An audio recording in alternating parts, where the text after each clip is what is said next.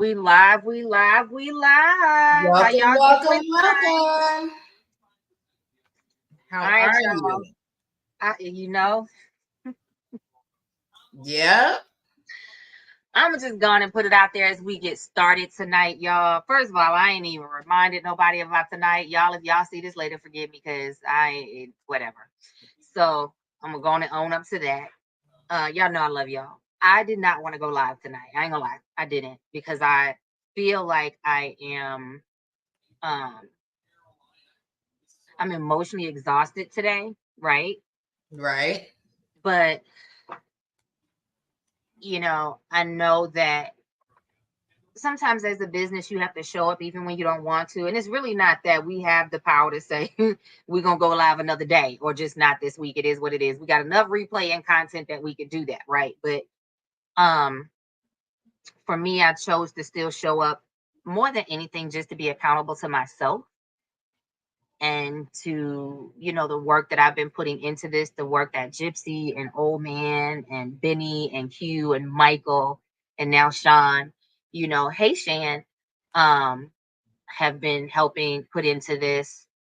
And so that's why we're here tonight, y'all. Gypsy might have to take the lead on a few things because I'm just, I'm and I can't drink tonight because I'm driving to Atlanta tomorrow. I'm driving. Well, number one, I have a business meeting at 7 a.m, and then I'm leaving straight out of that to drive to Atlanta tomorrow. So Stank. I'm sorry, Stank. Shut up.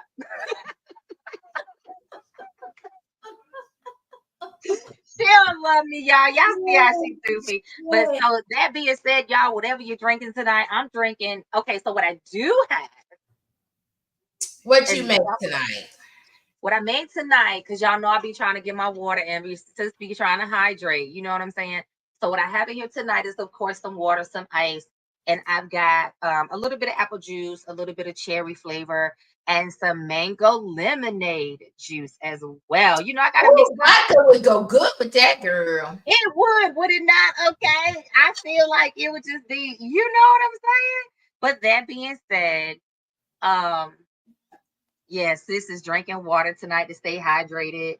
Make sure I'm safe on the road in the morning because I got to get up so early. I don't want nothing to still be in my system. Y'all know I'm safe with it. I believe in having a good time, but you always got to be responsible. What you sipping on? Responsible. My commute is 2 seconds. It's right down the stairs. Oh my gosh, what you sipping on tonight, boo? Rolling Rock. I'm two-fisting. Rolling Rock and peppermint vodka. Okay, did you put mine in the mail yet? Did you ship me mine? I have to ship it from California. They won't let me ship it from here and just, buy you back. But then, I was thinking about, let me ask you something. Mm-hmm. So here in DC, in the DC metro area, we can have alcohol delivered. Can you guys have alcohol delivered like through Uber and stuff? Yeah. Okay, well then I just order it through Uber and have it sent to your house. Yeah.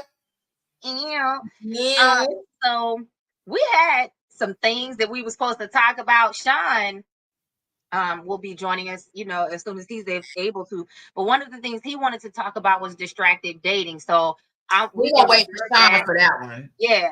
The other thing that I threw out there, because I was like, well, this kind of goes hand in hand, is dating faux pas.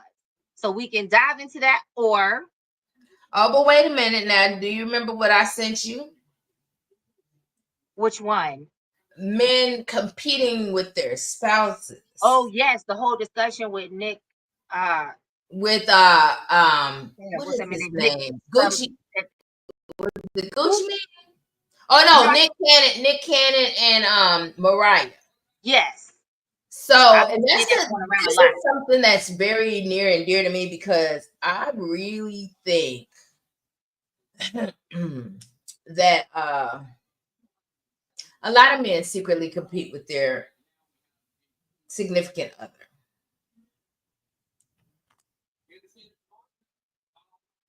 So I know, we kind of talked about it in the past, not too deeply, I think, but I think that there are some men who do, right? some women who feel like they got, Why?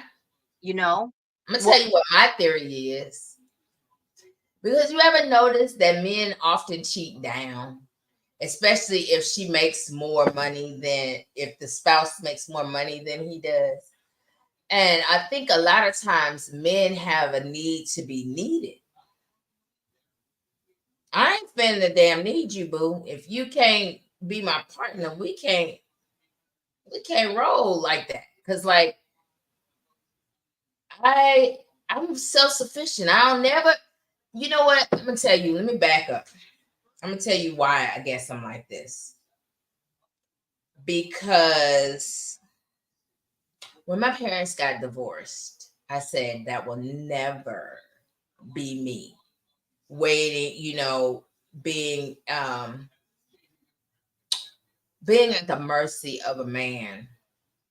And I have to actually say that I did not know until like I recently started studying and realized that it wasn't until 1974 that women were allowed to have bank accounts by themselves. mm-hmm. So when my mother and my father were married, um, yeah, there was that, you know, but that has been a hindrance. I mean, I was married before. I'm divorced. Um, but I never put all my eggs in my one basket. What? You voted. You let me know you voted. I voted too, old man. I had my sticker on my face and I took it off. But so that's the thing is like I'm just yeah, this is really bothering me that men are secretly competing with their spouses.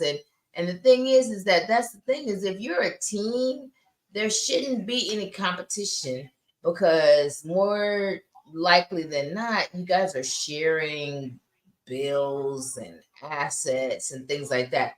Now, did I share all the way with my ex-husband? No.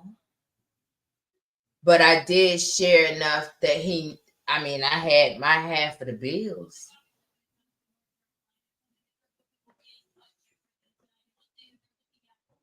So Okay, you notice what I said? I said I had my I half of heard the what you bills. said. So what we what And we I don't what necessarily we feel like you was did, wrong for that. I'm But not let's wrong. say you got I'm a not man. wrong for that because what I said is what could you comfortably afford?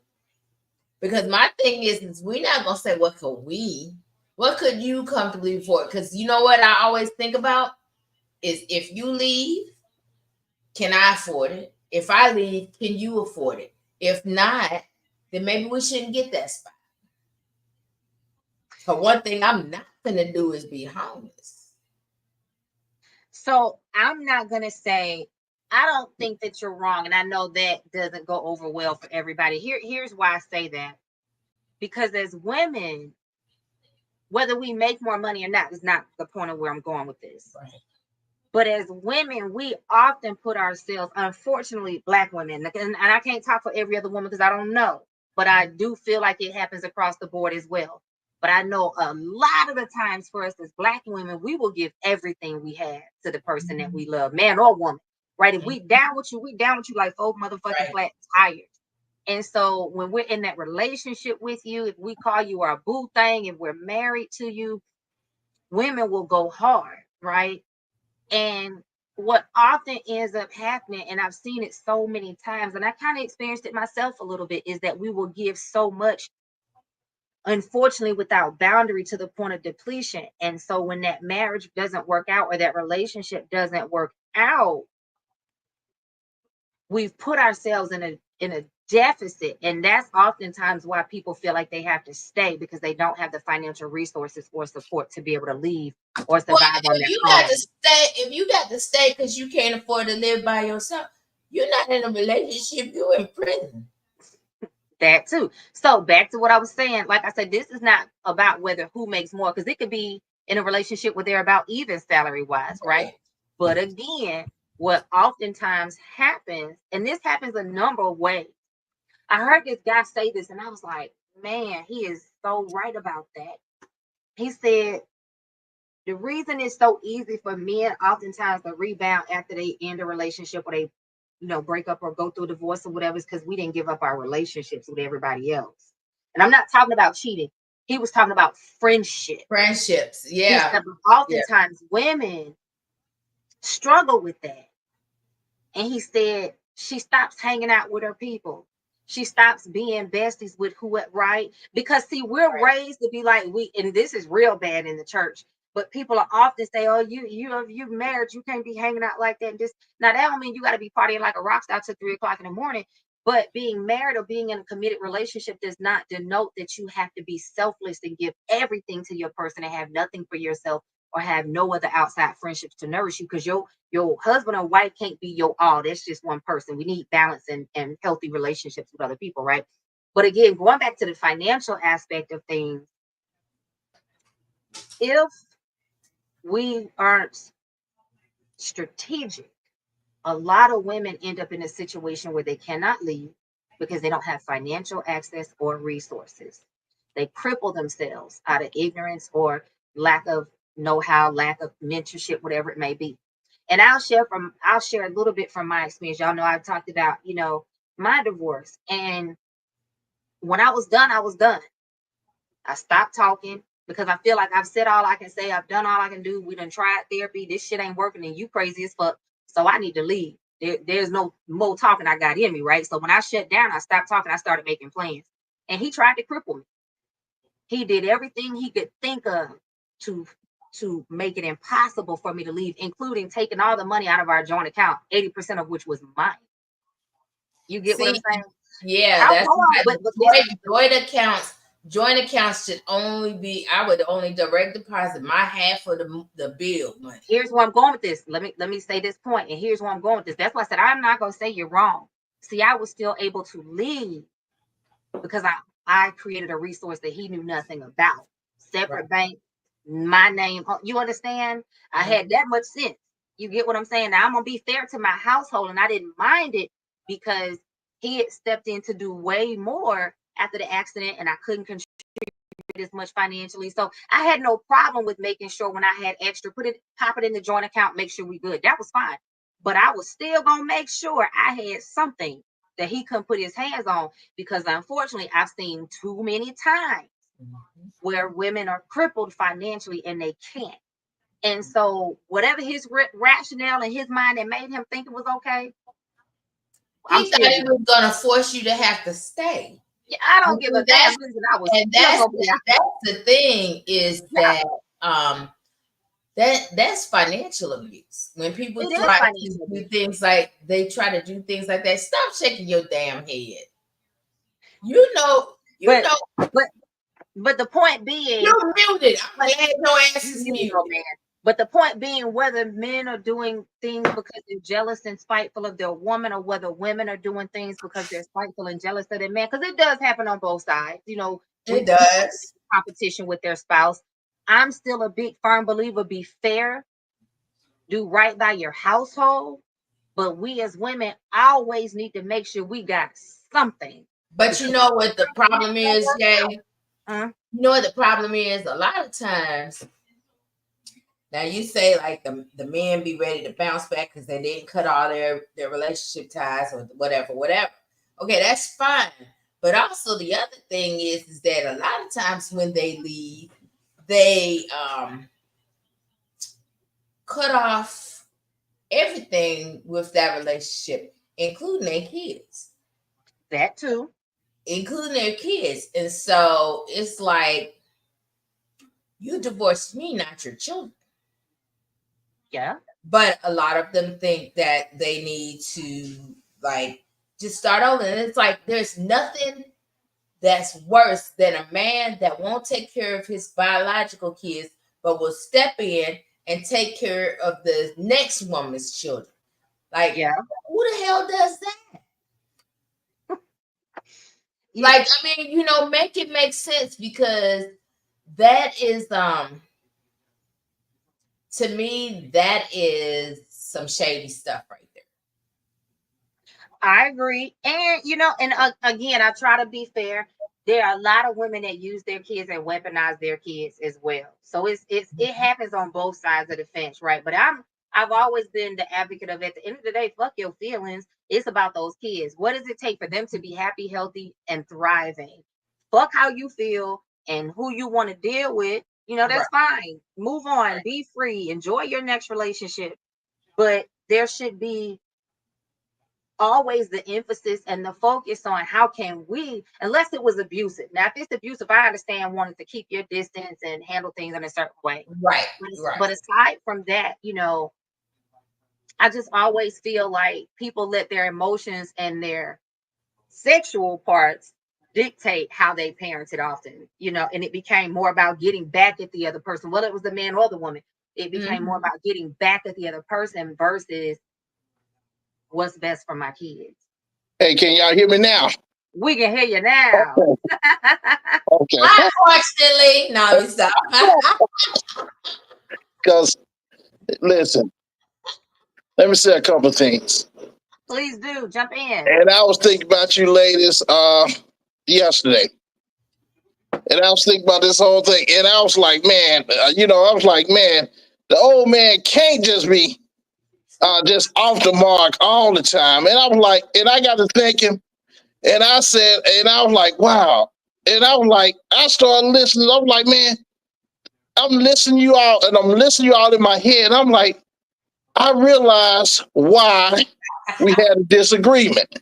Why? I said, because in my mind, I cannot imagine the type of guy that you all be thinking about. Because I realized, you know, that's just not what I can see. And I know these guys are real that you all are talking about. I know they're real, but I also realize, man, those are those type of men they cannot be in my world because I don't think like they do. And anybody who think like that, you know, I immediately, you know, remove them from the space of the type of men that I am, the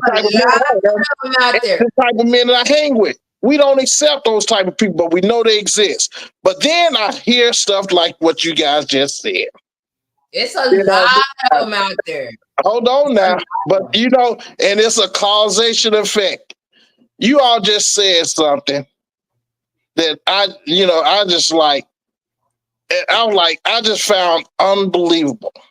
And now keep in mind this right here. You all talking about women being put in a bad spot after a relationship. That's to me, that's unimaginable. That's unimaginable, but I know it happened because I've seen stuff that happened. But I also listen to what you guys just said. First of all, I know that you look at marriages, especially in our community, 80% of our marriages, 80% of our marriage divorce are filed by the woman. 80% of them. 80% of them. Now, what that means, you got 80% of 80 of these women who have a head start on the end of this relationship. 80% of them have a head start. And hold on, just one second. Hold on. And I promise you, you gonna get to the end of this ride and you ain't gonna like it. I promise you, you gonna put that on. All right. So we got women who have a head start on the end of the relationship. But when I say head start on the end, meaning you already know.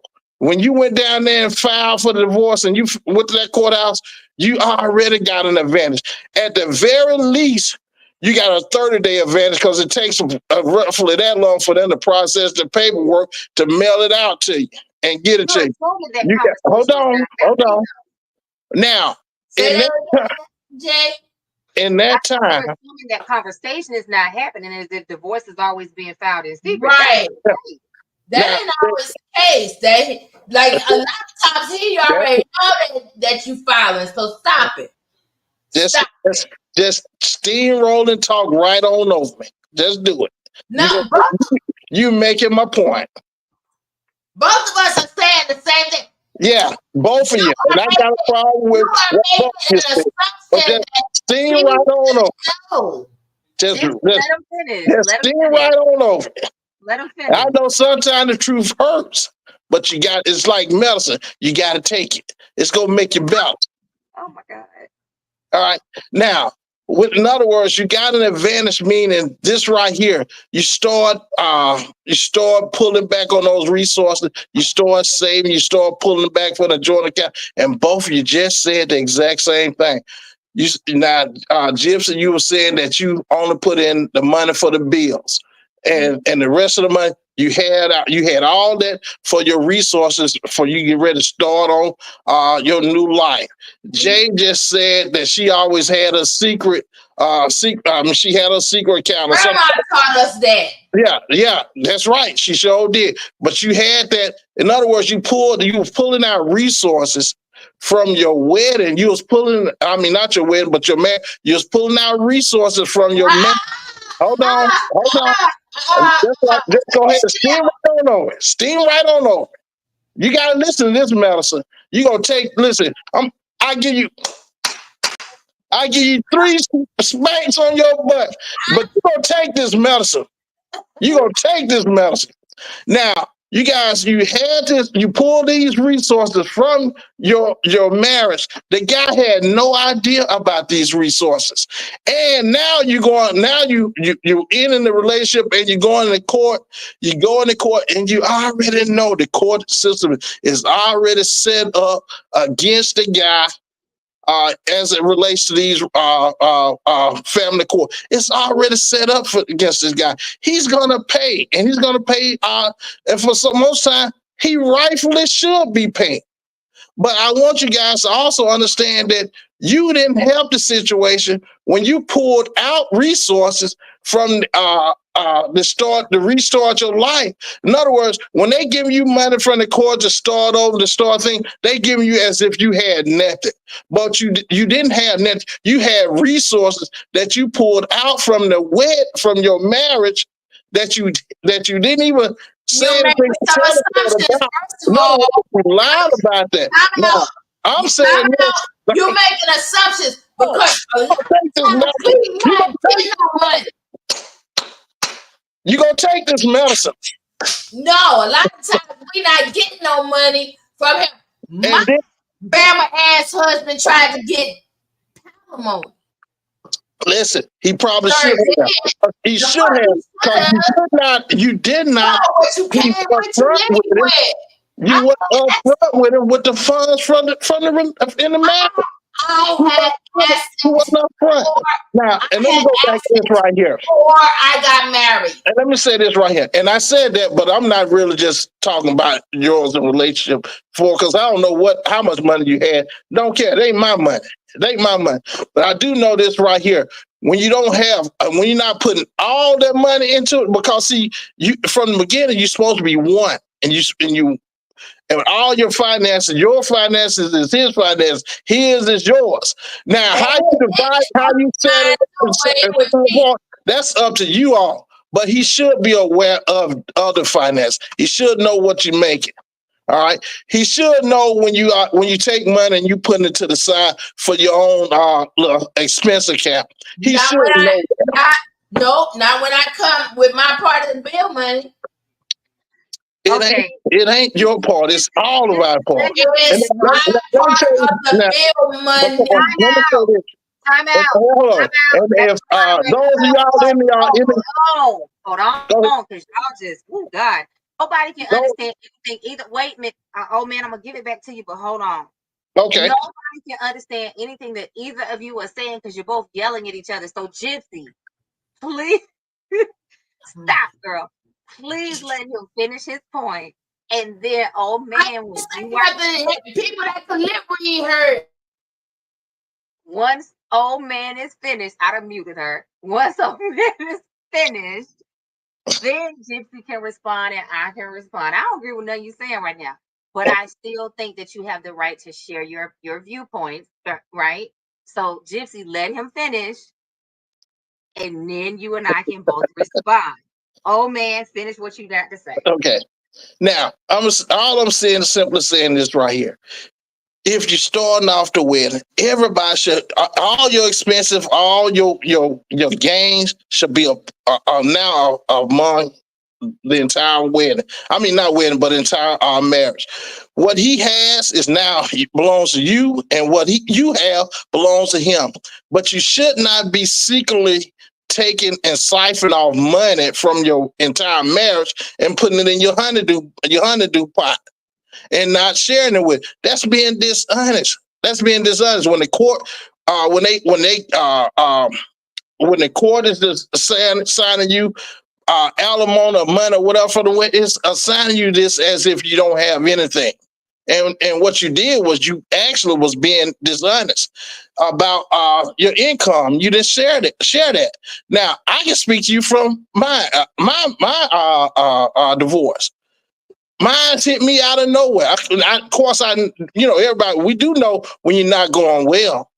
But the actual, you get the actual filing, is always out of nowhere. Well, mine had started siphoning off money that I was paying all these bills. But they were siphoning off money. But I'm going to be honest, as a man, it really just didn't matter at that point. What I wanted to do at that point was make sure that she was set up so she could not fail. And the reason I did that, even though I know they took off money, they still had my child. And so in my mind, what I did not want to see my child, to see her mother in a failing position. So I suck it up. And I simply just went on and gave and rolled over, and I gave the money, whatever it is I had to give, because I did not want my child to be in a position where they parent is failing, because I didn't want failure to roll on to my child. Now, but it doesn't change the fact that they took money that I should have known about, or money that I should have had access to. And it doesn't change the fact that when you all do those things, you taking money from me and from your husband that they don't know anything about. You taking money from it and you hiding it. And that's not right either. Just like whatever he did was a burden to whatever your wedding, whatever he did in your wedding was wrong. That was absolutely wrong what he did. You all taking money and hiding money. That's absolutely wrong. And I challenge those people in here who listen. Tell me what you think. I want to hear what you think. I know, Cher. I know if you on here. Let's see what you think, Cher. I know you got a comment. So, Gypsy, before you jump in, because I'm gonna kick it to you. I'm gonna take a commercial break and ask everybody to do me a favor. If you could, one, like this video, two, make sure that you take the opportunity to share it out. It's real easy. If you're on your cell phone, right up under the video, you see the thumbs up and thumbs down. Then you see the share button. Click on that share button after you click that thumbs up button and grab that link and just send it to a few of your friends to help us keep growing. Y'all, I want to take the opportunity to celebrate that we have hit over 50 subscribers and we've had over 4,000 views as of yesterday. I'm really excited because this started as a passion project and we played with it and have had fun. And then, a few months ago, we said, let's get serious. And we have stayed committed and live every week, no matter what was going on, right? Even if we had to do a different day. So I do want to take the opportunity to celebrate that. And it's in huge part to Gypsy and Old Man and Q and Michael and Benny and Sean and every single one of you in the comments that are helping me make this a reality. I love y'all. I know they love y'all too. First of all, before we continue, let me shout out my stylist and Twin Peaks. Let me shout out Felicia. Twin Peaks and Waldorf. Twin Peaks. Yes. But anyway, you know what they say about women who got red hair? What they say? We fire, baby. We fire. That's right. I'll have mine back next week. So y'all can fight. But okay, so look. Let me just say this. Yes, ma'am. It's because the thing is that first of all, you should never live right at your means. And so I said, what do you think we can afford? Because basically it's like, if I lose my job, what can you afford by yourself? If you lose your income, what can I afford by myself, right? Now, they may not be the same. I didn't say that. Hey, my house was a rental property. So I was renting my house out, but we were living in a condo. And what can we afford? Don't take my household into consideration, because I don't expect you to pay my house note. I don't expect you to pay for the bills I had before you, right? Okay, so there's that, right? But so I wasn't dishonest. The thing is that these are the bills we agreed upon. This is what we agreed was going to be the household budget. And then what you got extra is you, and what I got extra is me. Now, if my extra is 3 times your extra, too damn bad. Because that's, hey, this is what we talked about was the household budget. Sorry. Sorry, So, state. Sorry. so, And so so let me. that's the whole thing right there. Is, I mean, I hear you, old man, but you know damn well that ain't realistic, because a lot of these men, maybe not you, but a lot of these men be taking household funds and entertaining the side bitches. So let me jump in. Oh man, Shut up, Sean. Hey Sean. Oh, you done missed all the drama, honey. They was yelling and screaming about to beat the hell out of each other. I was on mute, Sean. Call a timeout and put Dixie a timeout. They calm down. They calm down. But Sean, I had to spank him. I had to bend over and spank him, Sean. so to catch you up real quick, I didn't Sean. know. I think she liked it. Oh my god. Okay, you know what? But it's after dog, everything goes. Okay. But Sean, to catch you up, we started off talking about the post that Gypsy shared about Nick and Mariah Carey. All right. And that whole discussion of him sharing that he realized that he was insecure because of her status and how she had and he didn't, right? So I'm not gonna bash him. I know a lot of people would like, see, that's why she shouldn't have married him. I ain't got nothing to say about that. She like it, I love it, right? But I do applaud him having the emotional intelligence now, after the fact, obviously, to deep dive. Now I still look at the fact that he making all these babies, and I'm like, clearly there's something else going on. But I applaud the fact that he's willing to have the conversation, right? Whenever it took place, because I think it's been a while back and people just on a rampage about it now for whatever reason. That being said, we segue. You just heard, part of what Old Man and Gypsy were saying. And so, Old Man, I'm going to respond back to you and say, I don't agree with you. Now, I can't say that you're right or wrong because I didn't have your experience, right? Your experience was valid. If she was taken away and you were stuck paying all the bills, no, that's not right. It's not. Unless there's an abusive situation, I don't think it's right to just take out of the household. But the reason I'm saying that I also disagree is you can't say that that's everybody's motive. So again, going back to my example, and if you notice, I say some things, but I don't say a lot. One, because I try not to just ever bash people. And though my ex-husband may have done the things he did to me and I did the things I did to him, I don't think he's necessarily a horrible person. We just were not good for each other, right? Now, once I got to the point where I started to recognize, and I say I because I stand in my autonomy and my own decision-making abilities as an adult. Once I got to the place where I felt like there's nothing else that I can give this, when I had done all the things that I felt like I had the capacity to do, we tried therapy, we tried talking, we tried, setting ground rules, we tried all the things that we could think of to try. And people ask me, how did I know my marriage was over? I said the day he stopped working on himself. See, there are certain things that I can't be in agreement with. I got 25 years in therapeutic services. I used to be a whole fucking counselor. I still do this for a living. I can't coexist with someone who inherently doesn't believe in what I do for a living, right? Because now you're putting me at odds with having to exist like this in this space and be something totally different with you, or accept something totally different from you. And I just wasn't okay with that, number one. Number two, the day he stopped working on himself was the day he stopped going to therapy and being accountable for things, and his behavior toward me changed. And I meant my vows when I said them. So death do us part. But when you decide that you can call me out my name, we good.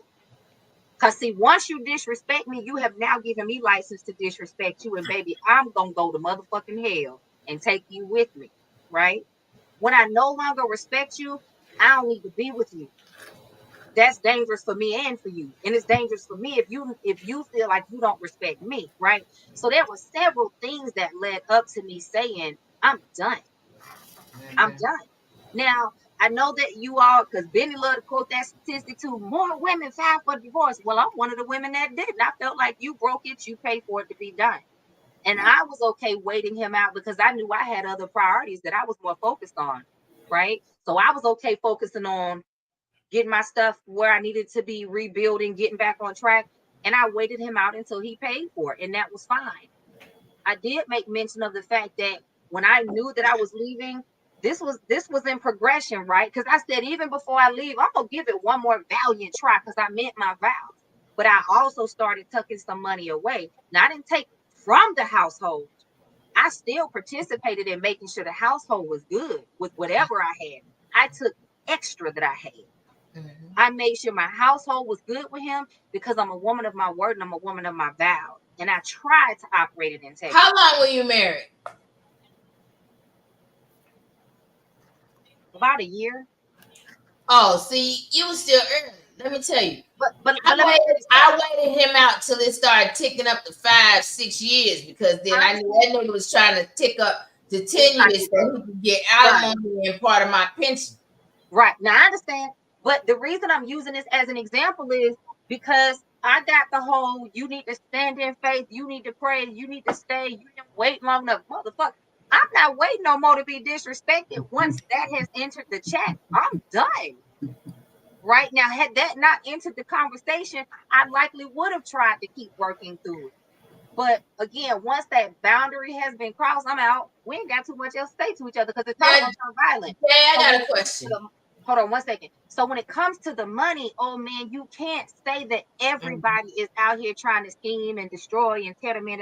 And I'm paraphrasing, but you can't say that because all of us are not like that. There are a lot of women that will go hard for their household. You understand? If that man is injured, they're gonna work 2 or 3 jobs to make sure the household good till he get back on track. They're gonna ride or die with him, right? Listen, and so that being said, all of us are not out here walking out and filing divorce and scheming and hiding and squirreling away. You know, we out here having adult conversations. See, he knew when I was done. I very clearly communicated that. Then I stopped talking. I packed my shit and I got the fuck on somewhere and focused on myself. And I waited him out. We went through divorce court. We did all the things, right? But I chose not to stay because I understood if we've hit this point already this quickly, there's nothing but down from here. Me waiting you out to hit the year marker and the 2-year mark and the 3-year marker so I can get some of your money. Shit, I can make my motherfucking own. That being said, I didn't take anything from the household. I gave to the household and still put what I earned as extra, aside from what I earned and put into the household account, to the side. But we don't talk about how men will try to cripple women because I'm giving you the example to say I had thousands in that joint account. And when he realized I was done and I shut down, he went and removed it and put it in an account in his name I didn't have access to. Right? So that being said, I could have wilded out and acted a fool. I said, I'm good. I would have wilded out. No, because I understood that's going to delay me doing what I need to be doing. So I'm going to move on. That nigga would have caught his later. Huh? Yeah, right. Would have caught his hand. But see, then I would have been in jail. Work that. Tell him, Sean didn't know me almost 30 years. Like, that nigga would have caught his hand. I understand that. But again, we're having adult conversation. And sometimes we have to make adult decisions even when we don't want to. Right? So the reality, I would have had an adult conversation with him while I was giving him these hands. I understand that. But again, we all have to choose, Gypsy. We all have to choose. Old man. Fuck bail money. It wasn't worth it to me to be wasting my money like that. Shit, I'm taking my money with me, not giving you more of it. You understand? So that being said, everybody's not out here trying to be malicious and evil to people. Sometimes there are truly some of us that want to leave in peace. Before I let you talk. Go ahead. Before I got married, I made him a promise. If we ever get to the point we don't work, leave me in peace and I'm going to leave you in peace. And when I chose to get divorced, I kept that promise. I couldn't control how he acted, but I kept that promise. And so all I'm saying to you is, and I think Gypsy is in somewhat saying similar things. Everybody ain't out here trying to be malicious and evil to people when it's time to be done. There are those of us that are having grown-up conversation and trying to fix it. And once we realize it can't be fixed, it's better to leave in peace than to be on murder charges. You understand? Oh or, yeah, I agree. or I risking agree. your career, or risking your finances, or risking your health, or your family, or whatever.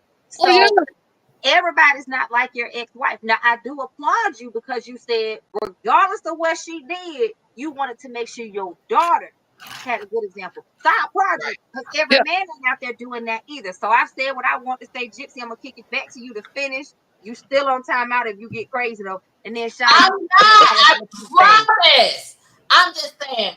I was willing to leave in peace too, but I'm gonna take a piece of that ass with him if he act up. But so that's, I'm just saying, like seriously though, on the real though, I overlooked a lot of shit. I overlooked a lot of shit because this dude cheated while my mama was dying. I overlooked a lot of stuff and was like, okay, let me try to work on this marriage, right? But at the same time, I'm not going to be stupid about it either, right? So, I mean, oh man, I understand what you're saying. Like you thinking old school, but that's when granddaddy used to pay all the bills and shit. I'm saying, like those days is gone. You can't expect loyalty from these Bamas that they got out here now, because these dudes don't even have half the bills. At least now listen, Papa was a Rolling Stone, but guess what? He paid for both his homes. That yeah. Because you know, wherever he laid his hat was he might have had a whole separate family down the block. But he took care of home and nobody suffered, right? These guys don't even have half their bill money. Half. And yet they want to act up, and then they want to say, oh well, you know, y'all don't do like the old school, and y'all don't tolerate this and don't tolerate that. No, because you don't do like the old school. That you don't pay all the bills. You said something. Gypsy, you said something, and I want to make sure that people are really taking that into context too. And forgive me for interrupting you, but no. You also said to him, what can you comfortably afford? And that is a relevant part of the conversation. A lot of times people will set people up to fail and then be mad when they fail. If you, woman or man, know that you are in a much different bracket than the person that you say you love or want to be with, then I do feel like it's your responsibility to either bring them up to where you are or find a middle ground where they can safely exist, so that if y'all don't make it, they're not destitute and broke down because you have put them in a space that they can't fix. You get what I'm saying? So I think that's key, that you were trying to do it from a strategic place of setting you all up to succeed. You know, hey Jay, everybody thinks about that. Hey Jay, yeah. One thing I'm saying is this right here. I'm not saying that you have folks out there just money grabbing. If you notice, one of the first things I said when I came on is I immediately admitted that one of the things I noticed is, and there's some of the guys that you guys are talking about, I know they exist. It's just those guys, as bad as they are, they would not be in my world, because those are not the type of people that I would befriend or even be in my circle. Also, I'm gonna say this right here. And I appreciate what you said about how I felt and did in response to my daughter. But I also want to say this. My ex-wife now, I'm not saying she's a bad woman. She's a good woman. She was a good woman. She's a good woman now. And and I am going to say this right here. And I did my part in the failure of my marriage. I did my part. And but I'm saying this right here. For the most part, women know have at least have an advantage over the man, because and I know you talk about the 80%, but what I'm talking about in terms of that 80% is they at least know that it's foul. And when it's foul, that means whenever you file for divorce, that means side A going over here, side B going over here. Well, side A, as soon as they file, as soon as they know they file, as soon as they meet with the lawyer, they didn't already position themselves to try to win. But when the other, hold on just 1 second, when the other side find out about the filings, they at least behind. They at least behind trying to play catch up on forming a side to try to win. The other group at least had an advantage of it. That's all I'm saying right there. No, you knew too, because I'm gonna tell you something. When a woman stops arguing, stops asking you where you're going, stops giving a shit about what you're doing, you already know she's on her way out. Because I'm gonna tell you something. That's the first indicator that we are fucking done. When we stop asking you questions, when we stop fussing, when we stop asking you where the hell you been, when we stop giving a shit about anything, guess what? We done and we on our way out. We are strategizing the exit plan. You already know that.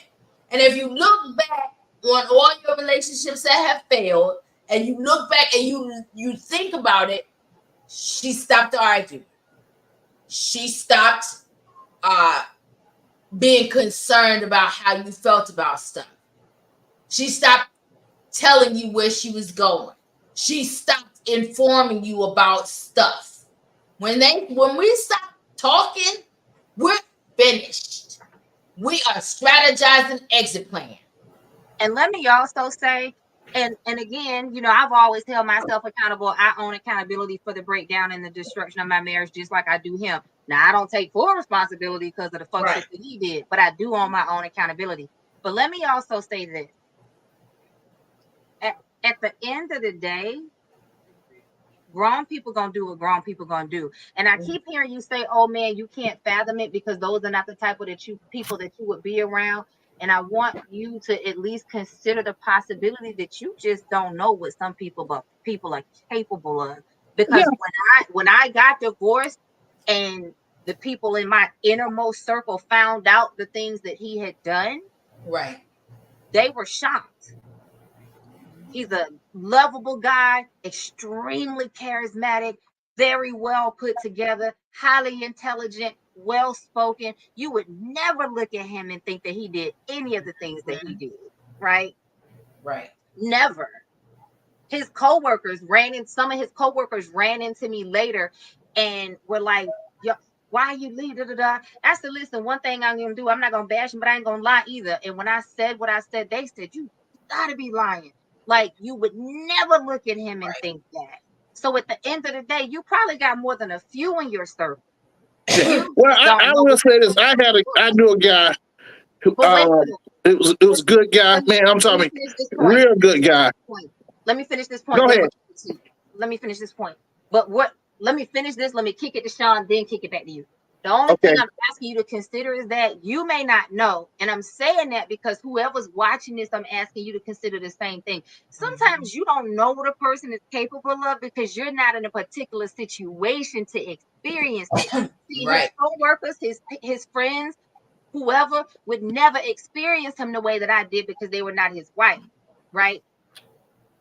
Familiarity can breed contempt. So the closer that you are to a person, sometimes the more awful that you will experience them. Right. They feel safe enough to be their most assholish self that they wouldn't necessarily give to other people in public or in spaces where it could be used against them. So with that being said, Sean, I'm gonna kick it to you to chime in because we've been acting like little hellions and all over each other, and you've been patiently waiting. Well, the only reason why I didn't, immediately say something is because I came in the middle of the conversation, so I can only surmise what was said. The one thing is I'm gonna tell you, if you don't know, then look, you each gotta have. If y'all together, I don't care how y'all together. If y'all are intermingling monies, you each gotta have your own account, and you gotta have one general account. Mm-hmm. That general Boom. where you put a set amount of funds to take care of the house, and that's Oh that. man, I left when you said that shit. You need to hold that till Be you get back. quiet. When Be you quiet. when you have your own account, you put what you put in there. You put what you put in the general funds, and leave it at that. And look, if y'all both real adults, You if it tried comes to to the disappear end, when you said that, Sean. Nah, say it again, Sean, so you can hear when it. it comes to I an heard it. end, Say it again, so you can hear it. So you can hear it. when it comes to an end, if y'all both adults, y'all will split it evenly, no matter who put what in there. If only one of y'all adults, you're gonna be like, you know what, take that because I'd rather have my peace than worry about sitting here arguing over some money with you.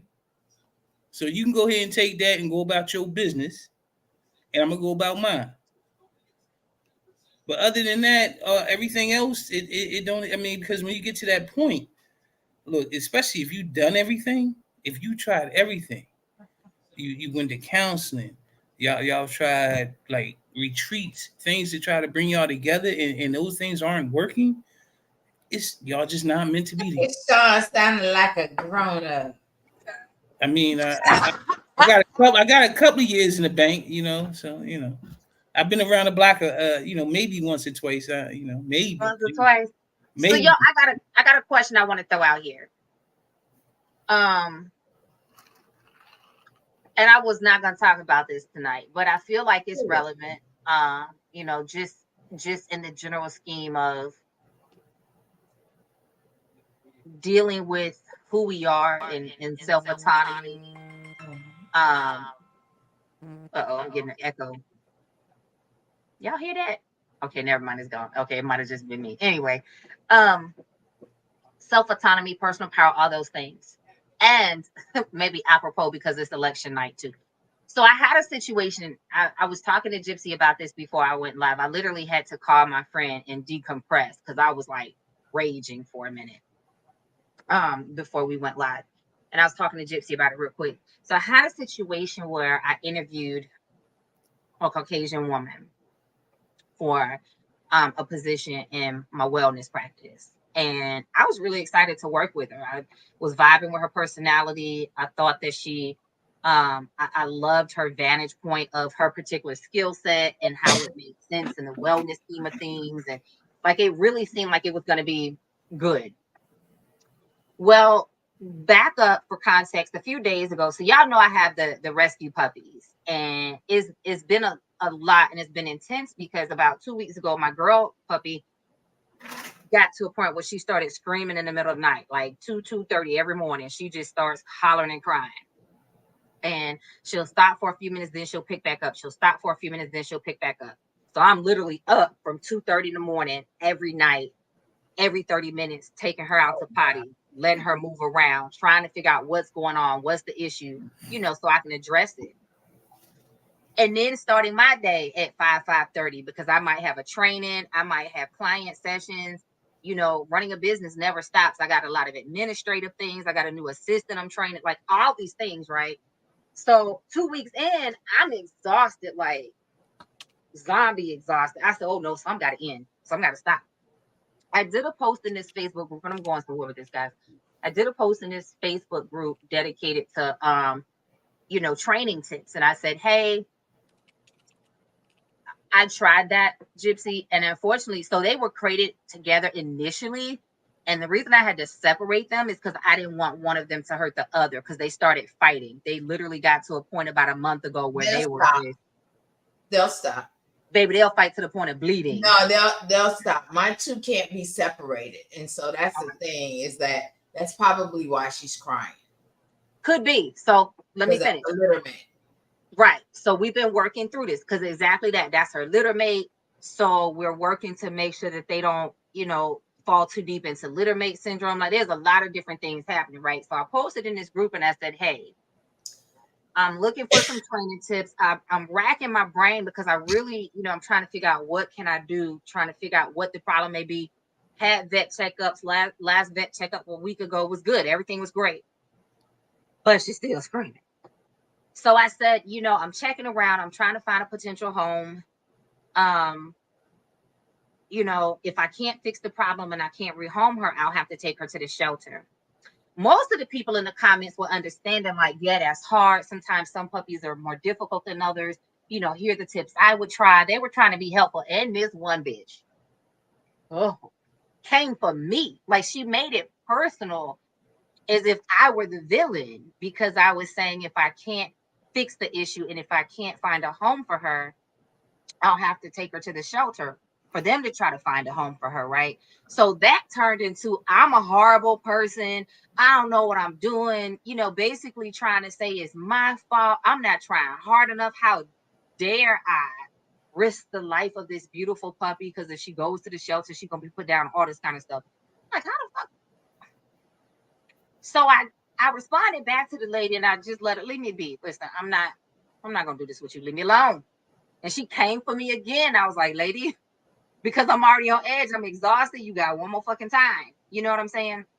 So I did a video on my YouTube channel. I think it was Sunday morning.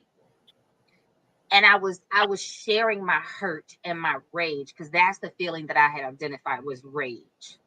And I was sharing that, you know, as a Black woman, as a Black business owner, as a Black person living in the South, all these layers, the rage that has been festering. And I had struggled to identify it for a minute. And I finally realized recently that's what it was, rage. And so I did a series, I think it was like 4 videos, and I was just sharing how I had to dig deep and figure out what that feeling was, because my response to her in the comments, the way I wanted to handle her, I felt like was inappropriate. And I was trying to ask, why am I so up in arms about this? Like, what's going on? Again, that rage. So I was talking through that and just sharing that, you know, and I said, clear people. Am I saying that every white person is racist? No. Maybe not intentionally. Just the Trump supporters. No, I'm just joking. But just but if they are racist, they are a Trump supporter. Most likely. But I think that if you are not intentionally doing the work to address it, then you likely are, because it has been intrinsic for so many generations and so many of their families. It's not even something they have to think about, right? We think about it because we experience it. We can't not think about it. They don't have to. That's the luxury. That's the privilege, right?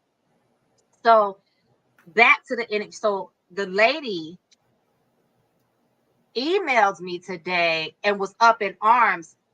Her language was, I feel scammed. I feel lied to. I was so excited to work for your practice, and then I see your video and you're talking about this and you're talking about that, and maybe she wasn't this and maybe she wasn't that. And at first I almost didn't respond, and I was like, fuck it. Then I said, no, I'm going to respond. You felt like you needed to tell me how you felt. I'm gonna tell you how I feel. And I responded back to her, and I'm keeping it very vague, again, for privacy and confidentiality. But I basically responded back and let her know your response is exactly what I was talking about in that video.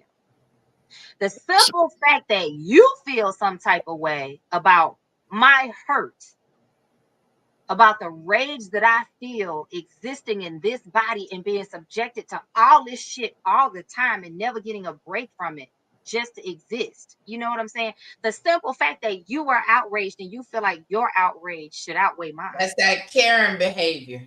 Right. I said, you decided that my reaction was inappropriate and wrong, and you decided that your response was more valid. I said, that is exactly what I was talking about in the video. And so I'm putting it on the table because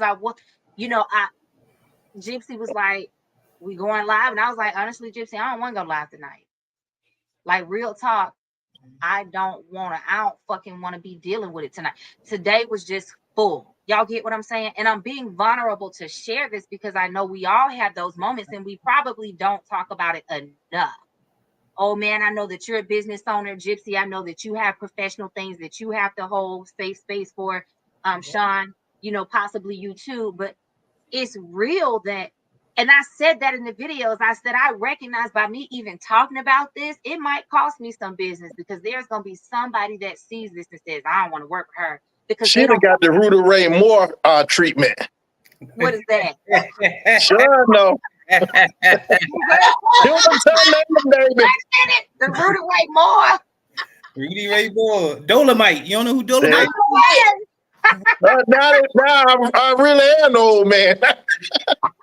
No, I know Dolomite. I ain't recognize Rudy May Moore, but I know Dolomite. You know what I'm saying? But yeah, like I said that in my video, like I know there's gonna be some people because they don't want to confront the shit that happens. They're gonna feel some type of way. But there's also gonna be people that see it and recognize this is truth, right? But you know what it is, Jazz? It's not. It's those are the same people that y'all forgive me. These are the same people. The ones that act like that are the same ones that say that you can't be talking about me. I have a black friend. Oh, I got a black husband. Yes. I have a black friend. Yeah, but do they come to your house? Would you stand up for them like you would stand up for anybody else? And that's the other thing too, is that oftentimes you can kind of tell. Sometimes their reaction is more like a guilt reaction because, to be honest with you, they probably have heard their family members talk just like you had described. And so a lot of times they're either their family or their friends. And so a lot of times it's a knee-jerk, like, guilt reaction where they don't want to confront the people that are in their circle that actually talk like that. That are actually like you. He said, Jason trouble. Jason is trouble. Knew you had my back, Jason. I knew you had my back. Thank you, bro. Thank you. But Jason, I do think a lot of times, and that was my point to her. Like, you literally proved the entire point of my video because you jumped in your feelings and thought that your feelings should dictate how I feel and trump my experience of it based on what you think from the outside. I said, you know, and that's why I said at first I was like, I don't want to go outside. I just want to breathe and I don't want to do nothing. And then I said, no, let me be accountable to myself and the things that that we are doing. Right. But I also felt like, let's talk about it because that's the personal power, right?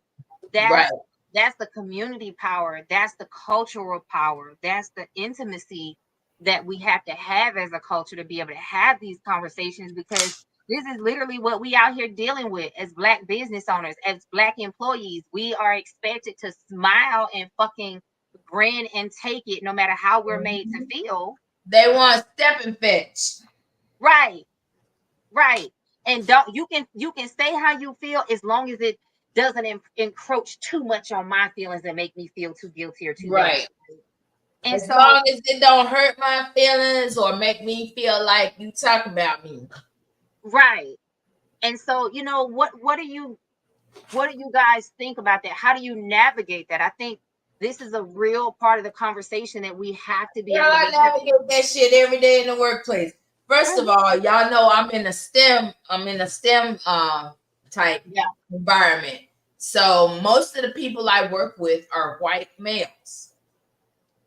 I've been the only female for 2.5 years. We just got another female on the group 3 weeks ago. But she's a white female.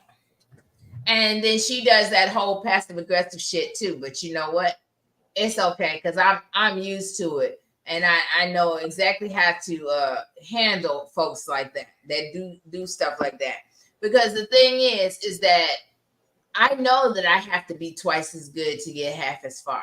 I know that if I open my fucking mouth, I better know what I'm talking about, because if I don't, I will get roasted when I tell you.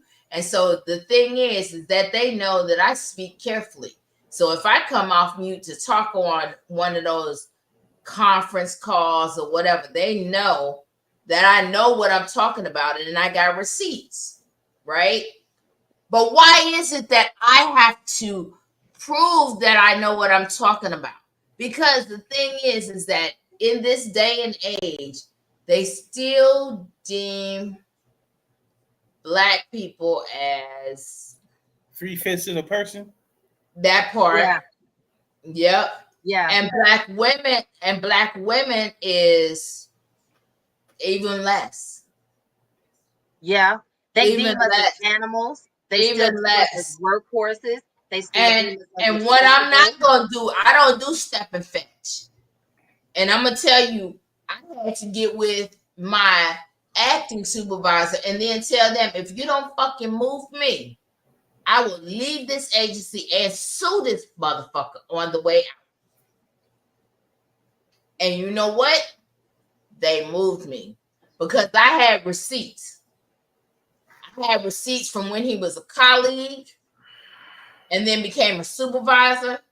I have receipts for how he was acting. But why do I have to have receipts? Why do I have to have that many receipts and stuff before you address it? But see, that's the thing. I work with all men for 2.5 years.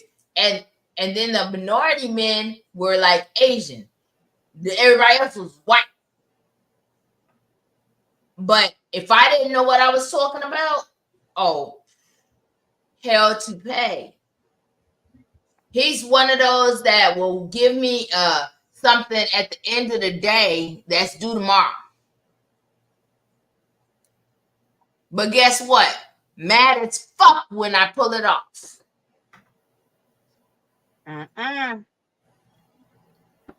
That's why you have to know what you're dealing with and know how to handle it. But I handle it professionally, and guess what? I always document everything. Because one thing he didn't know, and he probably should have read my resume, is before I came to the agency, I was a litigation analyst. I worked in the legal arena. And I'm an IT geek. I know how to get my own forensics. Fuck out of here. But I digress. But seriously, the thing is that we know that the game is rigged. Mm-hmm. It's rigged because at one time they were saying you had to have a high school diploma because a lot of us didn't. Then it was, you got to have an associate's degree because a lot of us didn't. Then it was moved up to a bachelor's degree and then a master's degree. Why do I need a motherfucking master's degree to be a secretary? Girl. I'm just keeping your damn calendar. Why do I have to have a master's degree? And so that's the whole thing is the goalposts move for us. It never moves for anybody else. It always moves for us.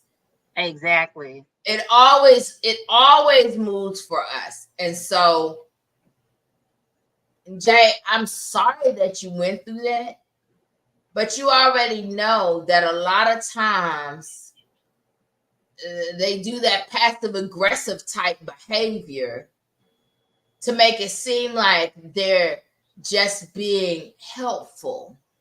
When really it's I call it Karen behavior, but really it's just passive aggressiveness. So let me ask this one question. Since she had all that stuff to say about what you were thinking about doing, not even what you said you were going to do, you were just thinking about because you haven't made your mind up yet. Did she even offer to take the dog? Right.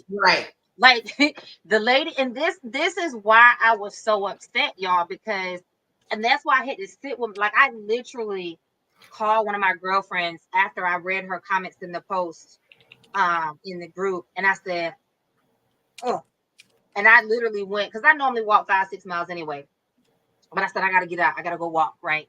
And I talked to her in order to decompress, and I did the video after I had decompressed and calmed down a little bit, because I'm like, these things need to be talked about, right? And a lot of times we don't talk about them because we're afraid. We don't talk about them because we feel like, we don't want to put ourselves in a position where it could cost us financially. Let's be honest about that, right? And so, Right. I had reservations about potentially doing my video, but I just felt like what I said to my friend girl was, I'm tired of code switching. I am tired of feeling like I constantly have to exist as all these different people in order to be enough. You get what I'm saying? In my personal space, I can be me and I can laugh and I can cuss. And now that's not saying I'm gonna walk up in a corporate training or do something just stupid in a professional space, but I should be able to be me without feeling like I'm speaking too ethnically. My hair isn't professional enough. You understand what I'm saying? And so that's why I did the video, because her comments felt to me like you literally attacked me, a human being, because you apparently value my dog's life over my well-being. Because she was basically trying to tell me, suck it up. You have the obligation to take care of that dog, and basically calling me a horrible human being if I decided to prioritize my own well-being. If you don't know how they are, ask Michael Vick about how they are about the dog. Hello. You better know it. You better know it. What? Oh my God. But y'all All get what he I'm did was saying? just have the house. Yes, but y'all understand what I'm saying? And he wasn't even home when they was dog fighting. He didn't even live there. He didn't. Right, that was just his name was just on the house, and they was His like, name was just on the house. yeah. But No, y'all understand what I'm saying though? Like I really had to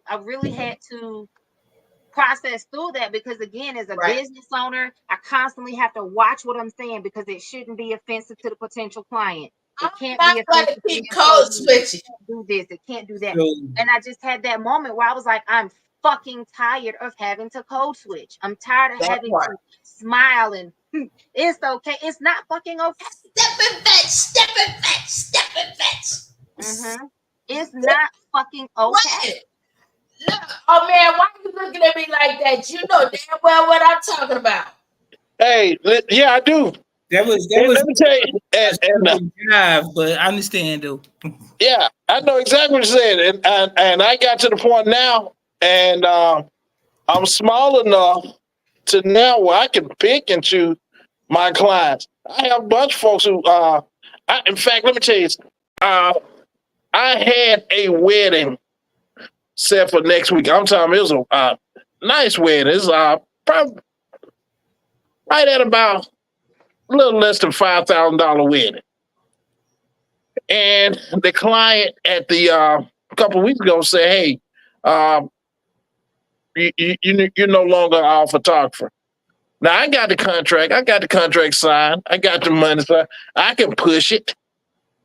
But it wasn't worth it for me. It wasn't worth it. Within 3 days. Within 3 days, I already had another wedding. Got a book for another wedding for that same day. So I have a question though. Did they say why? Well, they did. They and my videographer knew each other, and my videographer, his thing is he likes to go and view the place where we're going. And what we do is we really just study the place, and we find out all the hidden spots, the bad spots. Well, they want to tag along with my videographer, and while he pre look at the location and take his notes, which I don't have a problem with that. Hey, you want to go, go. Right. But one thing they kept doing, they kept adding more requests for services that they did not pay for. Now, my thing is this right here. I don't mind adding more service, but it's going to be you have to pay for the service that you want. I don't work for free. Well, it became a thing where they wanted to add more and more and not pay for it. But it's like, hey, that's not going to work. You pay for what you want. Outside of that's the purpose of having contracts. I have contracts simply so everybody can walk away happy. You know exactly what you get. You know exactly what you're paying. You know exactly what's going to be delivered to you. That way, at the end of the event, everybody walks away happy. But they kept on wanting to add more things and just add more things without paying for them. So that's not. I'm be honest. That's not the client that I want. And so, hey, you are welcome to take whatever remaining dollars you have and find anybody that you want. Because to be honest, I think on a wedding day, every bride and groom should be treated extra special, like a princess, not just a regular princess, but a Disney princess. There is no higher level than being a princess than a Disney princess, and that's what I pride myself on treating people like. The black princess. Yeah, but hey, she's a Disney princess. Nah, the black princess, and you know, She was a Disney princess. It was a movie, The Girl in the Bayou. Oh, you know how they vilify her ass? Like, seriously, that's the whole thing. Is that black anything? They always try to lessen it. That's true. Say it, but they really do.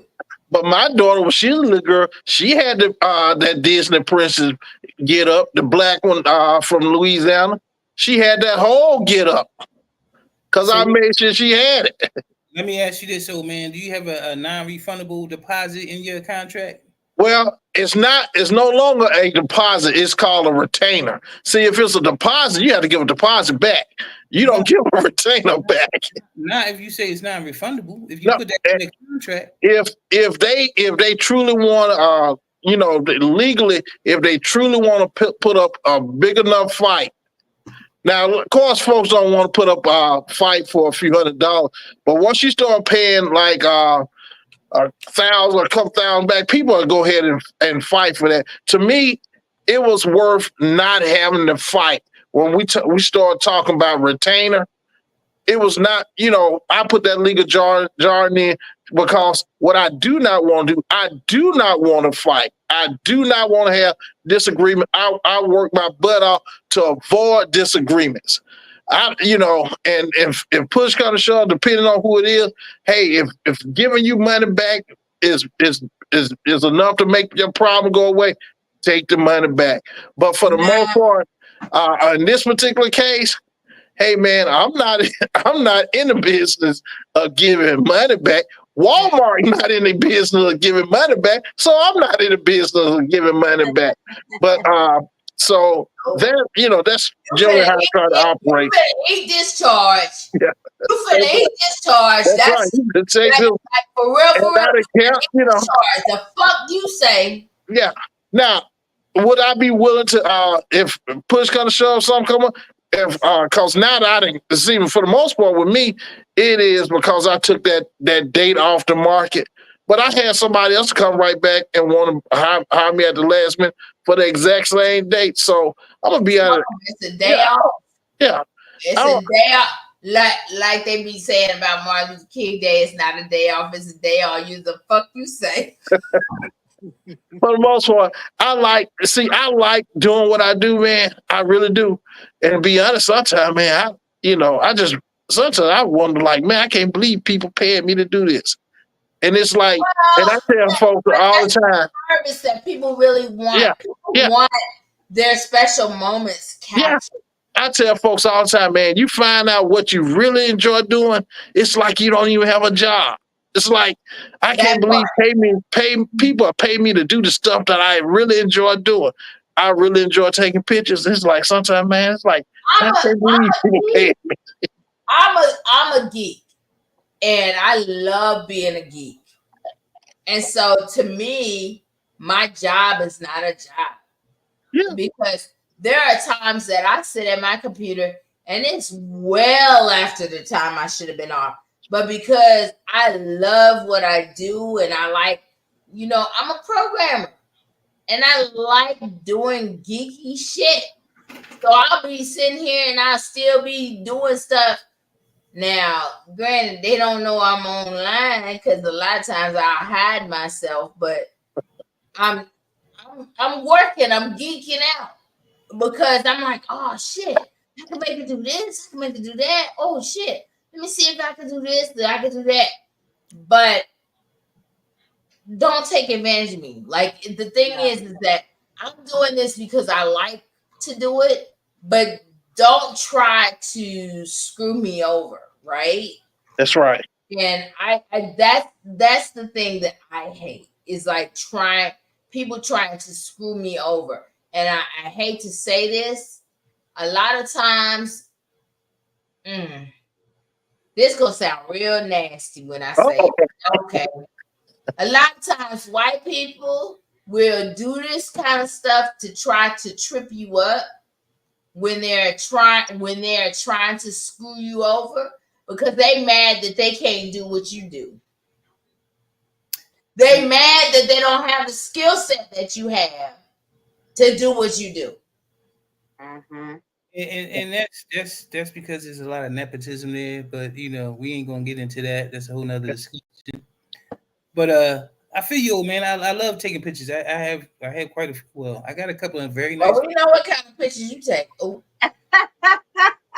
I have quite a few nice cameras, but I won't do it professionally because I don't want to deal with that headache. Well, you can't get those pictures printed. I mean, anyway. Why not?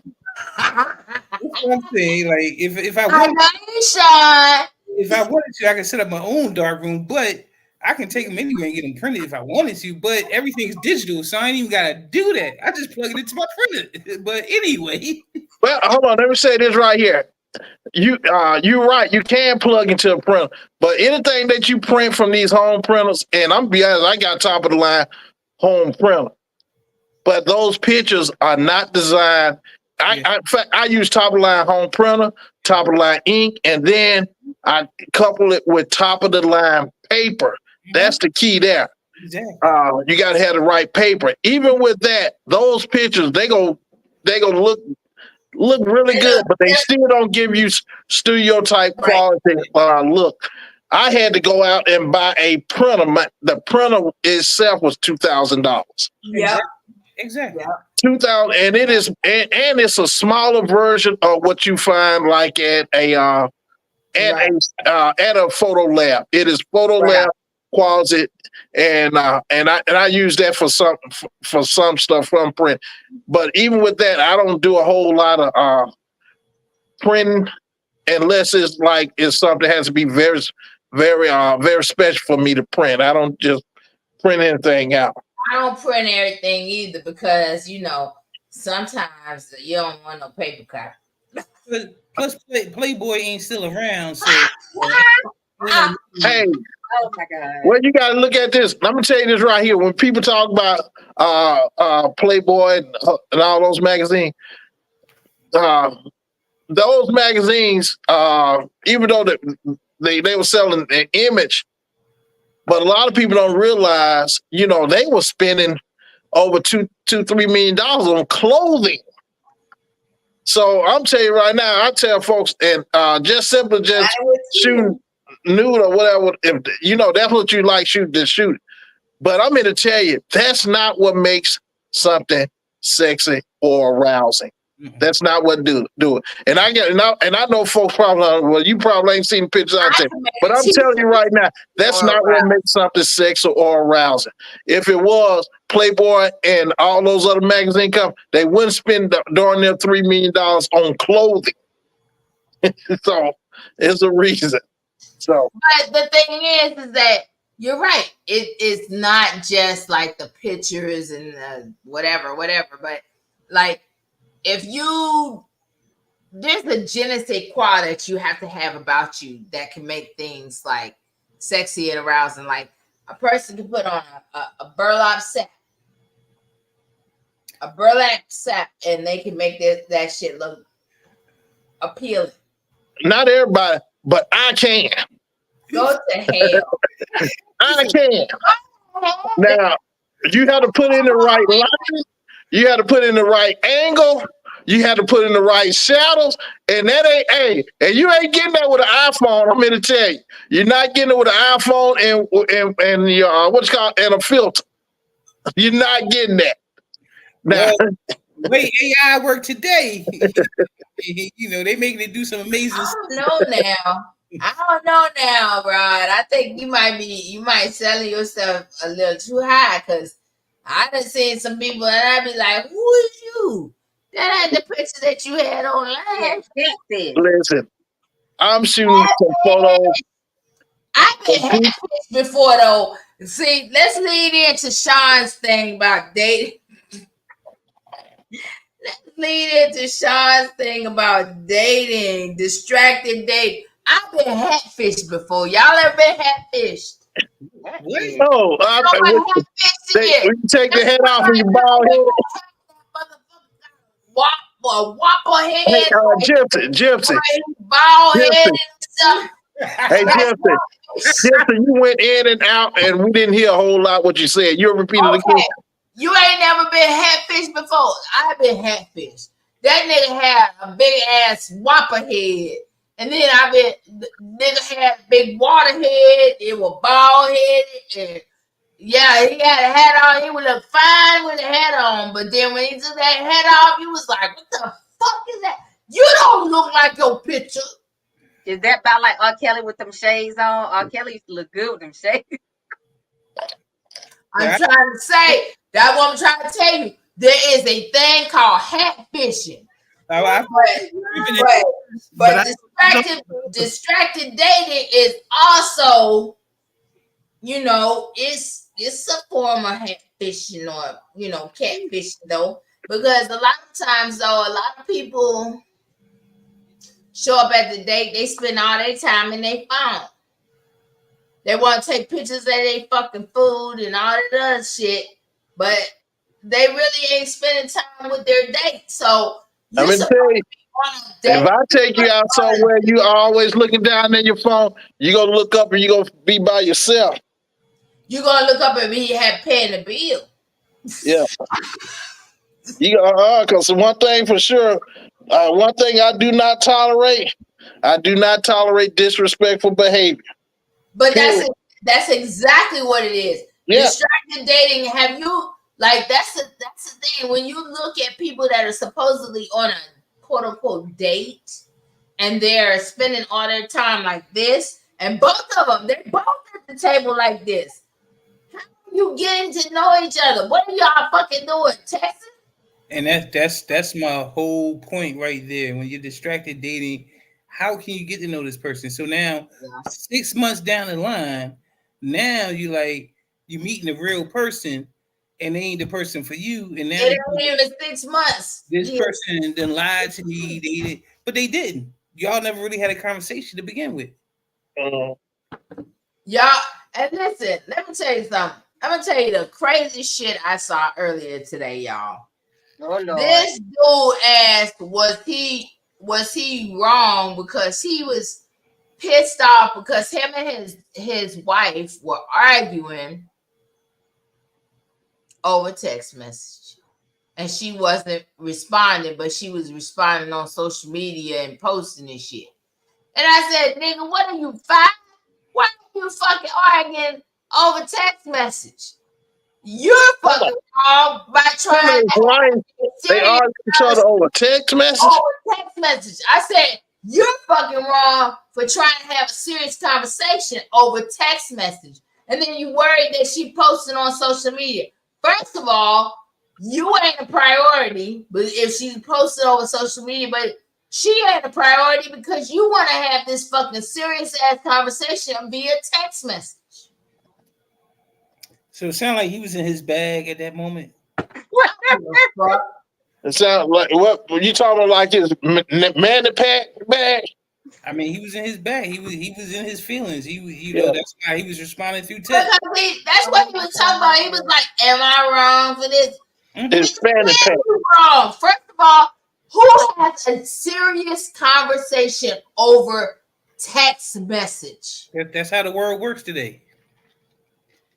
I don't want no parts of that damn world. I feel you. Now I tell you what I am. I'm a type of person. I like to make a phone call. I will text this right here. I would text for us to to call, hey, we're gonna reach out and call at such time, but I don't conduct business via text. Now that's one of the things that I had to get used to, because a lot of people want to conduct business via text. But hey, and always, to me, text always drive to a phone call. Phone calls always drive to a meeting. That's how I am in terms of business. Phone calls drive to a meeting, text drive to a phone call, and we can work from that direction down. Now, as far as dating wise, I tell people stay away from folks. Married. They married, bro. Yeah, They married. Yeah, I know. But I'm talking about in terms of, we are this relationship type show. But I'm telling folks right here, avoid people who want to communicate with you via text. The reason they're doing that is because of this right here. It's easier for them to manage multiple people when you communicate through text. You know what I said? What I said, it was a conversation he really didn't want to have, because it was, what they was addressing? Her cheating. No, that's a conversation that shouldn't even be handled through. They was addressing her cheating. No, that shouldn't even been addressed through phone call. That's a conversation he really didn't want to have, but he needed to have it. But the only way he could have it, because this nigga too chicken hearted, was to have that shit be a text message. No, that's an in-person conversation. That ain't no phone call, no text message. No. That's a whole sit down and let's talk about it or figure out what we're doing. That's an immediate conversation. And if she ain't trying to have that conversation, I'm out. Yeah, that's a conversation. The only way we don't have that conversation if you at work. But as soon as you get that's what's so bad, old man. This nigga at work trying to have this conversation via text message. Nope. I ain't having that work. No. Trying to have this conversation via text message, and then getting mad because he see her ass posting on social media. And that right there. You know what I asked him, and I know he ain't never answered me either. I said, "What kind of fucking juvenile shit is this? What are you buying?" Nah, he's simping. That's all it is. He's simping. He doesn't want to really have the conversation. He's simping. I would go even for Sean. I would say he's not even simple. I would simply say he's just beta man. Beta man. Oh my God. Doing whatever he tell he can. Beta man.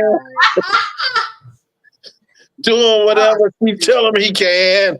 But see, that also goes along with distracted dating, because a lot of times people are so used to communicating via text message, answering when they feel like it, and that kind of shit. Yeah. And so they distracted date also.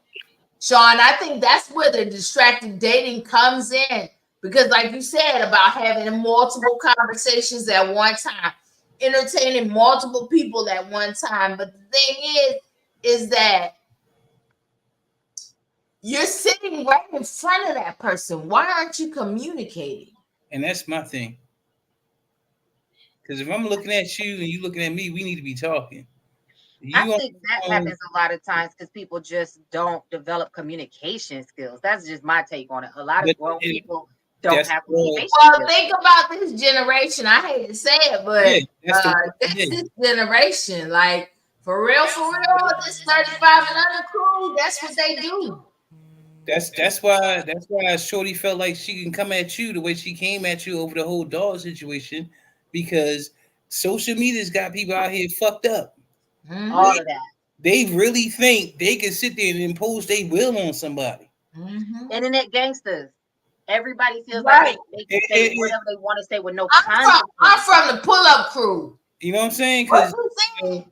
Oh, okay, give me your address. Back in the day, we used to call them telephone tough guys, but now I guess they internet tough guys. I don't know, but absolutely, because when you talk that crazy shit to me, I'm finna pull up. When you pull up, they ain't doing nothing.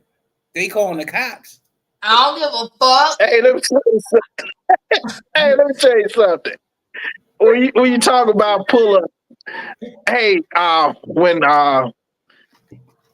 I will admit this.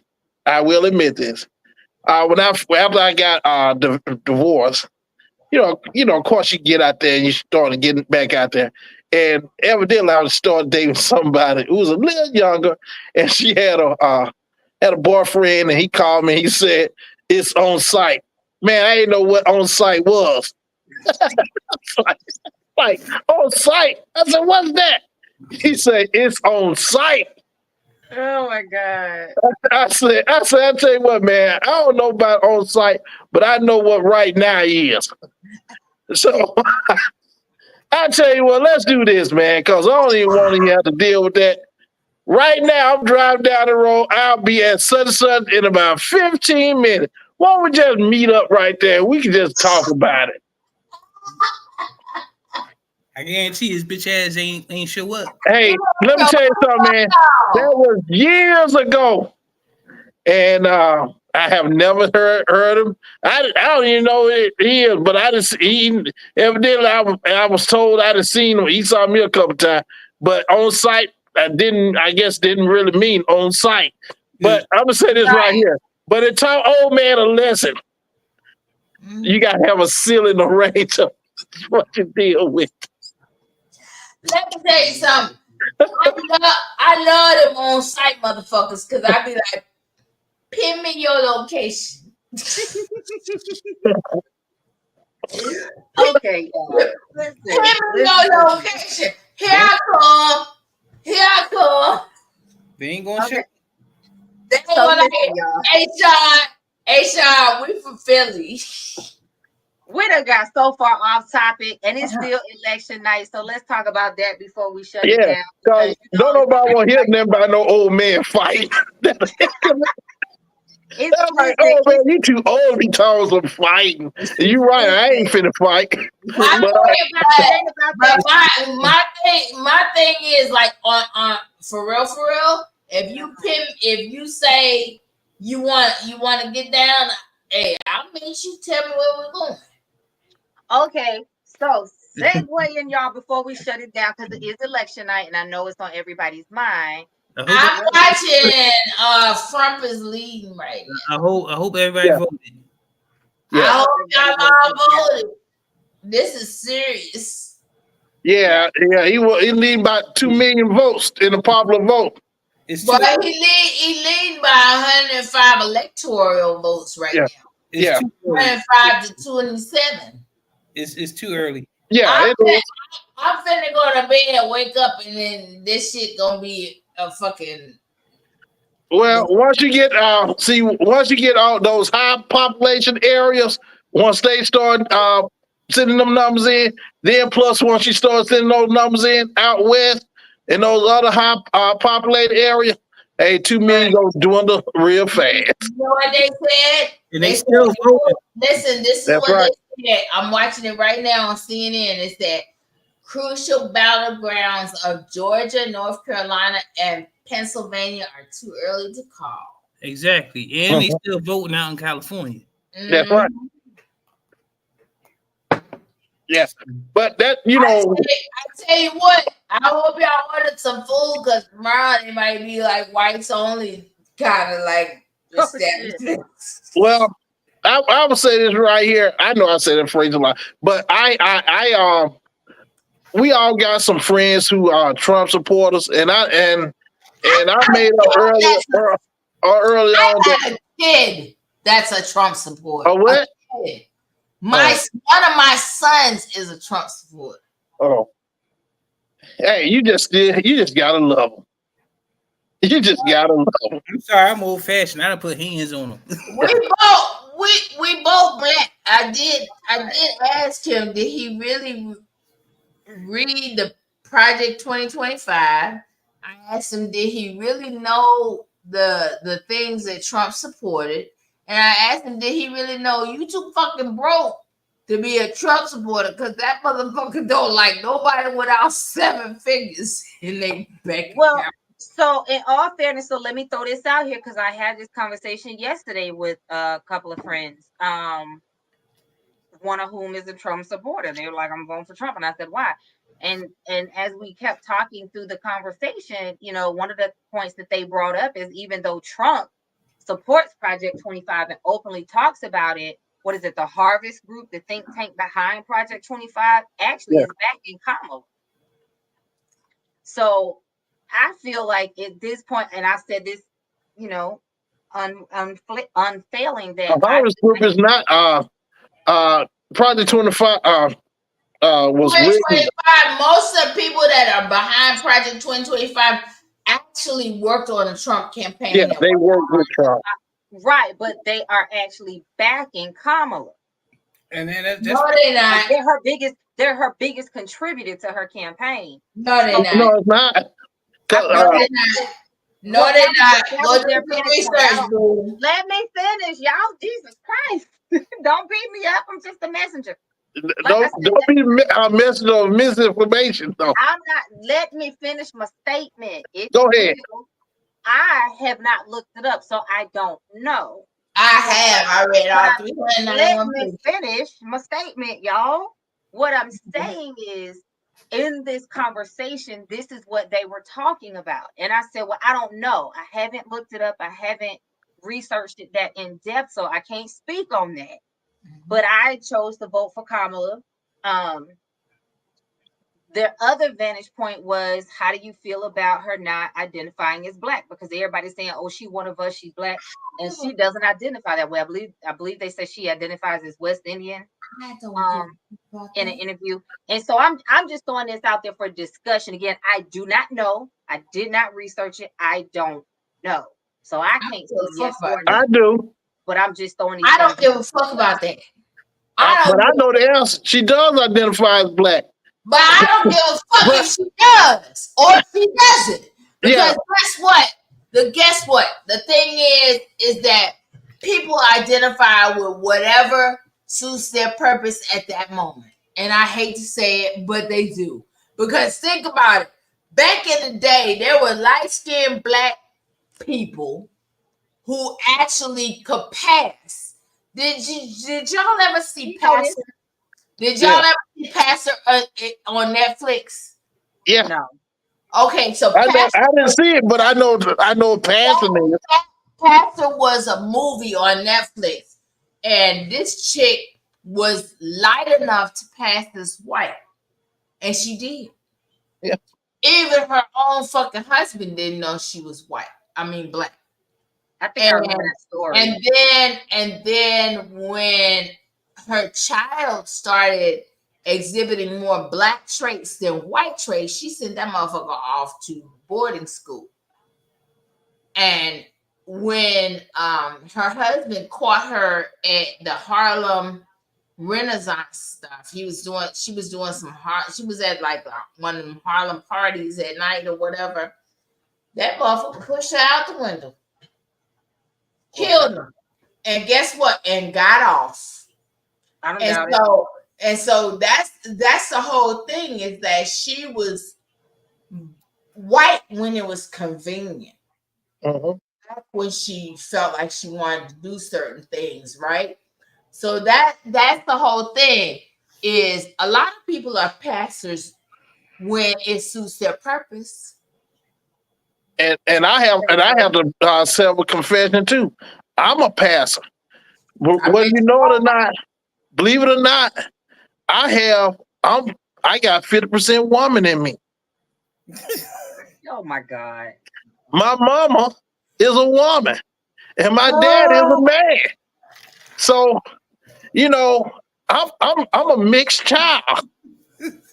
So, but I identify as a man, even though half of me is a woman. So that's the same thing with Kamala Harris. Half of her is descendant of West Indies. Asian. Another half is from Jamaican African. So, so that's what's going on with her. It doesn't have, she don't have to tell me what she is. I know what she is. I see what she is. She went to a historically Black college. She joined a historically Black she went through her historically Black college under her Asian descent, because then she was a super minority and she got other scholarships because of that. Yeah. Did you know that if white people go to Yeah. a historically black college, they get other scholarships and shit, and that's why you'll see a speckle of them up in historically black colleges, because they get money to go to historically black colleges if they're white. Did you not know that? I mean, and that's the way of the world. But at the end of the day, I voted for Kamala because she ain't Trump. Yeah. Same. That's just the bottom line. Right. Yeah. And I'm just gonna tell you, it's 6 in one hand, half a dozen in the other. And I'm gonna be honest with you, we don't actually vote for people anyway. It's actually the 1%ers that decide who's gonna be The electoral college. No. It's not the 1%er. It's us. Unless you want to break it down and get into that, which that's a whole nother conversation, which should take 3 or 4 hours to actually break down how the electoral college works. Yeah, exactly. It's electoral college, but at the same time, though, Sean, we have to admit the electoral college is controlled by the 1%ers. And I'm not disputing that. All I'm saying is, look, that's how somebody can win a popular vote and not win a presidency. Yeah. Hillary is probably still mad about that shit. Yeah. Well, she's not the first to do that. You know. Al Gore in the 2000 election. Yeah. Hillary Clinton in the 2016 election. I mean, come on now. That's the whole thing. Is the electoral college is a very antiquated historical system that basically actually just makes you think you're under a democracy. Yeah. Well, the purpose of it is to ensure that each state has some type of representation in terms of value. Otherwise, everybody, California or Texas would basically steamroll everybody. California, Texas, Florida, they can just steamroll everybody because that's what people live in.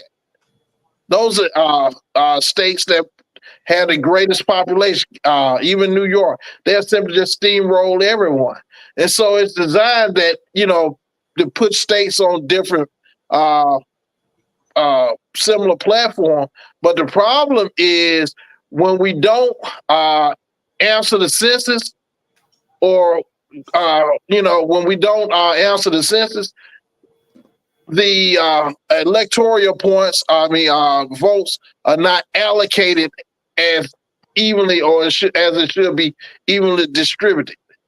And that has, and a lot of it is people know that we undercount people of minority. They are always undercounted. I want to say this though, man. Like, I'm registered as non-declared. I have no party affiliation with me, right? None. And I did that purposely because most of the time I vote a split ticket. There are some times where there is a Democrat that catches my eye, sometimes a Tea Party candidate, sometimes an independent, sometimes a Republican. It just depends on what the issues are. I vote. What Tea Party candidate caught your eye? I'm just curious. Shut the fuck up. I'm just saying it depends on the issues, bruh. Like, it depends on the issues. Like, I vote the issues. Okay, I don't. What Tea Party member that caught your issue that had that was some Georgia shit back in like 2014 or back in like 2012 or some shit like that. It was the Tea Party was the folks that was like saying, Obama, we need to see your birth certificate. Get the fuck out of here. I'm just saying. But that was the whole thing though. It was back in 2012, and it was back when I just, it's the issues. The issues for me. Shut up. All right, so I'm out of moonshine. It's the issue. Moonshine. Right? It's up. And that's the whole thing. What the moonshine? Yeah, I'm out of moon. That's the whole thing. Is people have to get out of this whole party affiliation shit and vote who supports your issues. Now, and I agree with that. That is true. And that's what a lot of people don't understand, because a lot of people think you got to be Republican or you got to be Democrat, and you don't. You could be independent. You could be undeclared. But you know what? Your The problem is if you're undeclared, you're not allowed to work to vote in the primaries. And that's true. That is true. Because so you can't help select any of the candidates that go on the official ballot that goes down in the fall. And that's true. Because you're undeclared, they won't allow you to go and select anybody. And okay, well, so I be stuck with whoever the fuck they put on there. And that's true. And that's the thing about that. They need to change that, because you gotta vote your party line in the primaries, which to me is like, if I feel like this person, no matter what their affiliation is going to be better, why do I have to vote my party line in the primaries in the hope this person makes it to the election so that I can at that point in time? That doesn't make sense to me. But you know what was crazy to me was when I walked up to vote for the election and to find out that there's 17 motherfuckers running for president. Who the fuck are these people? Where the fuck did they come from? I mean, like I've never seen. Listen, the thing is they did not have anybody running with them, so it was just them as president. And then there was another set of folks that was running as vice president. I'm like, I got to write these motherfuckers in. And I mean, and the thing is, if you don't know, you could write your own name in there for real. You can. And if you got enough friends, you can say, hey. So if you got enough followers on social media, you can say, hey, vote for me. And now see. All the shit I done in my background, no. I mean, at that point, it wouldn't make a difference. No, bro, because the media have a way of digging up your shit, and I can't. If you already president, what difference do it make? Yeah, I don't give a fuck. I don't want nobody talking about my days at Jaguar. Oh, Jesus Christ. Yeah, with that being said, y'all, we're going to go and wrap this up. I don't know what that's about. But yeah, go ahead and take us on out, Jay. I'm like, y'all, we've been live for an hour and 52 minutes. We done talked enough. You lying? I'm so serious. Oh, for real? I mean, that's what happens when the conversation. Well, that's what happens when it get good. Hey, I mean, now remember, like, subscribe, share. Make sure you send in your questions, your comments, and your topics if you want us to cover a specific topic. And we will see you same bad time, same bad channel. And make sure you have something juicy to drink, something yummy to snack on, something comfortable to hang out in, and tell the people that you like and you love, because if you're not telling them, do you really like them? That's all I'm saying. People, you ain't got to go home, but you got to get the hell